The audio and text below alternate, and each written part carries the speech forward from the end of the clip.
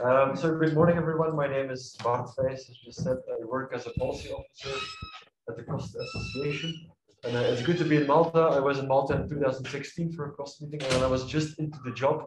So I hope I know now a bit more about cost, and I would be happy to tell it to you in this presentation, which will focus on what cost actions are, so a bit more detail on how they work and what they do, and then on how to get engaged as a researcher. What are the options to get engaged in a cost action?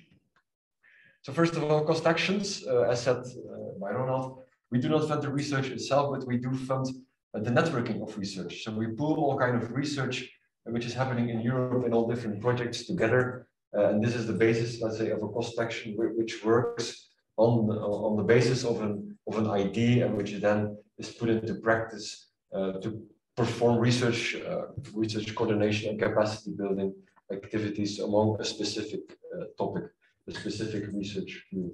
The basis of the cost action is a memorandum of understanding, which outlines all the deliverables, the strategic objectives, the working groups you're gonna make to work on these deliverables. It runs for 4 years, so that's the timeline of a cost action. And if you propose a cost action, this will be discussed also later, you have to have a minimum of 7 countries engaged in proposing, and on average, a cost action is around 30 countries big. So 30 countries are part of an action on average, involving from 100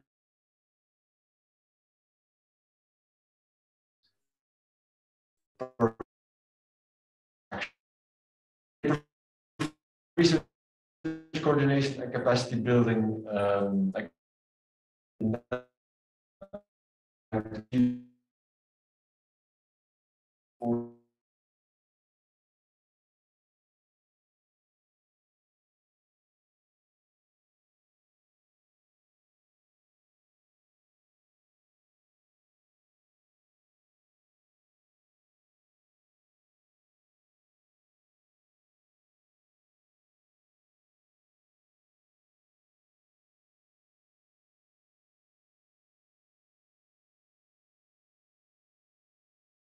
management committee, and the management committee is really the main decision-making body of the action, decides on the big strategy, on the deliverables, on the budget, which is a yearly negotiated with the cost association, which is then approved via a negotiation between the chair and the science officer at the cost administration. And this is supported by the grant holder. The grant holder so is responsible for the administrative and financial follow-up of the cost action. And the grant holder institution is linked to one of the MC members. So this is something you have to take care of. And then the actual work, the technical work, the work on the deliverables of your action is done in the working group. So you have 3 to 6 working groups, of course, an indicative number.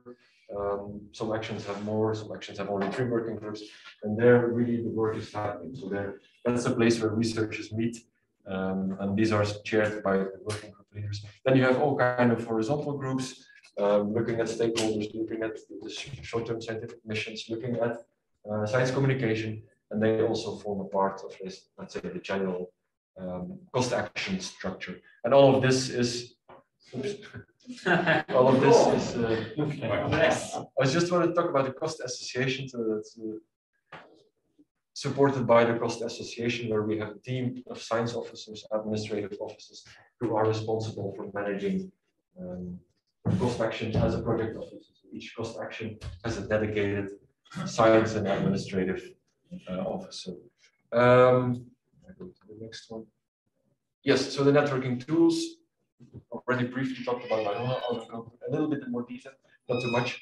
So the management committee meeting, once a year, they meet on the general, let's say, objectives of the action, the budget, the working groups you want to establish and what they do. So 2 researchers per country can be nominated into this management committee meeting. And this is the only place you have to go to your national coordinator. The rules have changed a bit since the entering in Horizon Europe, making much more flexibility possible. For example,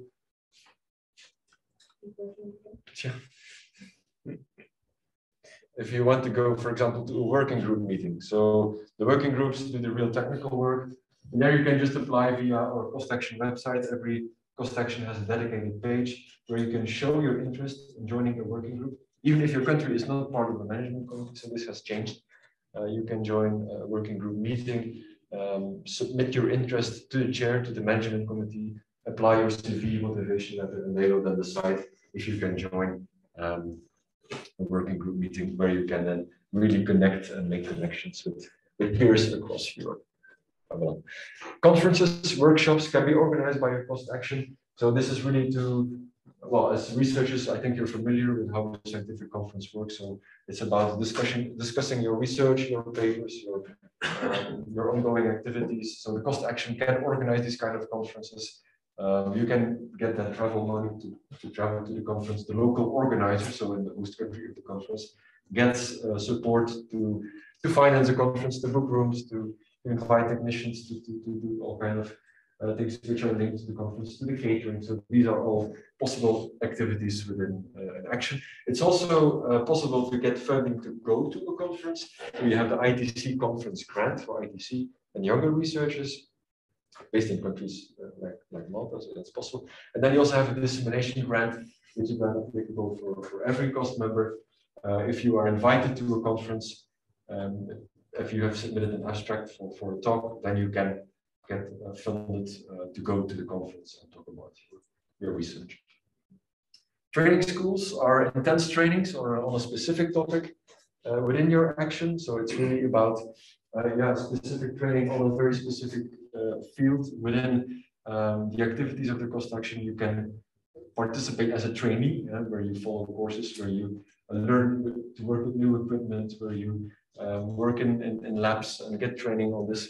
Or you can go to a training school as a trainer as well, really to share your knowledge to mostly younger students. They run from, I think, 3 days to 15 days.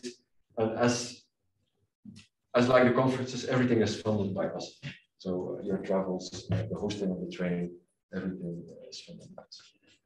Then we have the short-term scientific missions. One of our most popular tools is an individual, let's say, mobility grant to travel to another country, to travel to another university where you can be part of another, let's say, research group and then collaborate for, I think well, there's no time limit anymore. It's true, the rules have changed, but there's a cap in budget, not per budget, but you can stay there at the host university or the host research institute to collaborate and to work on a topic of your research. This often leads to papers, and of course it has to be said, if you work somewhere, for example, for 6 months, there's also a long-lasting impact afterwards, because you have made a lot of connections within the new place, within the new university, and you have built your knowledge, which you then bring back home to your host, to your home institution. So that's a very interesting tool. It's used a lot also by young researchers. So as you are people here who can multiply the knowledge on cost to, I think, to researchers, because many of you work at support offices. This is a very interesting tool.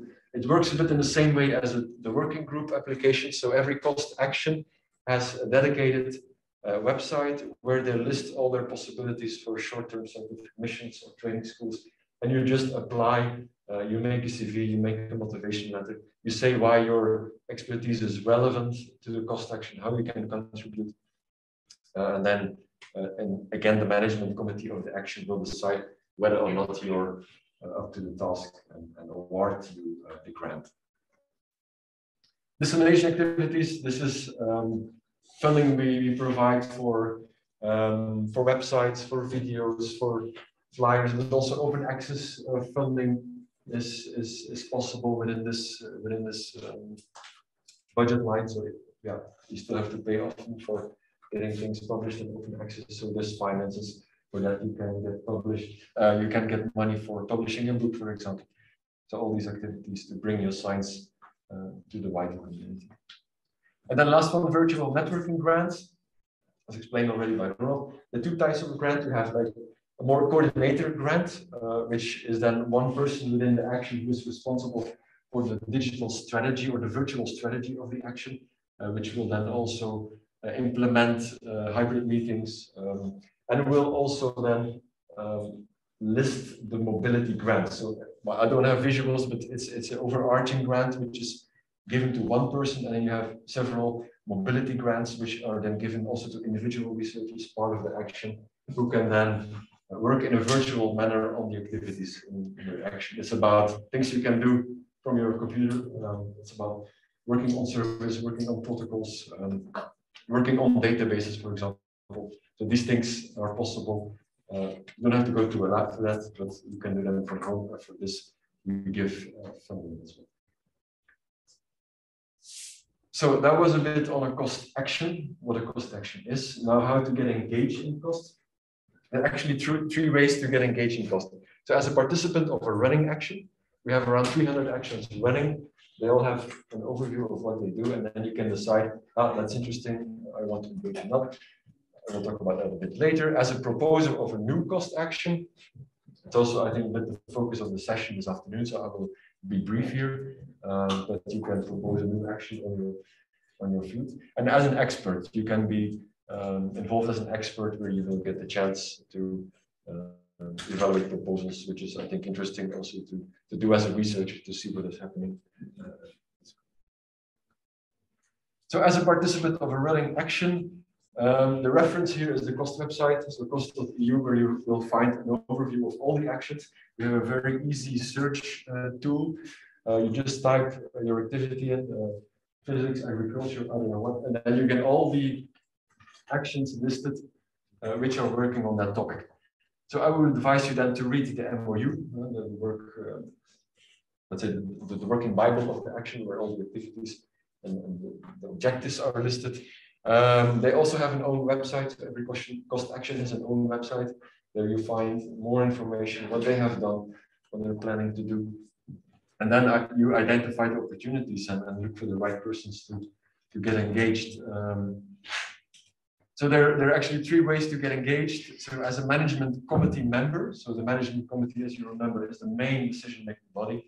The 2 persons per country can get nominated. That runs via the cost national coordinator. In this case, we will learn about this in a moment. And then as a working group participant, so also as I said before, if you would like to join a working group, you apply via the cost website, where there is a link applied to the working groups, and then you are immediately transferred to eCost. eCost is our online platform, and then you fill in the whole application, so CV, motivation, what's your relevance to the action. And then the working group leader, the chair, and the management committee decide within a certain time frame if you can join or not. So that's the second one. And then as a participant in action activities, so you have, as said before, you have the missions, you have the training schools, you have the conference grants, you have the workshops. So then also have a look at the website, contact the chair or the national coordinator on how you could get involved. But the process is more or less always the same.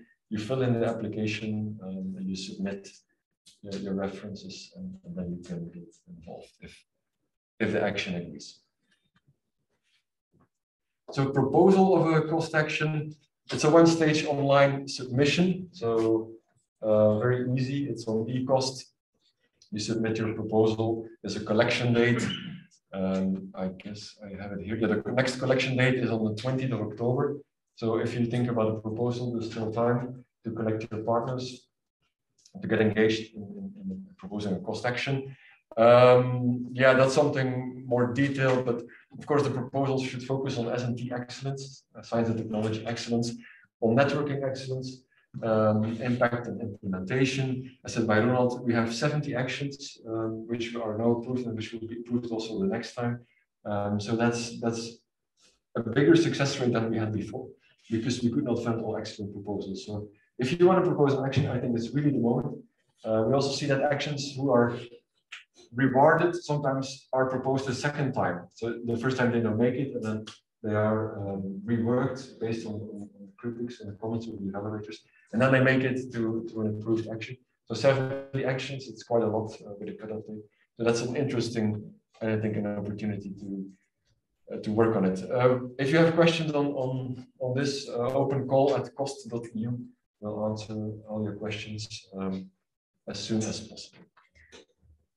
So very shortly, proposals. Well, I will be short because we have it in the agenda for this afternoon. There's general features, which are, let's say, the title, keywords, and so on you have to comply with.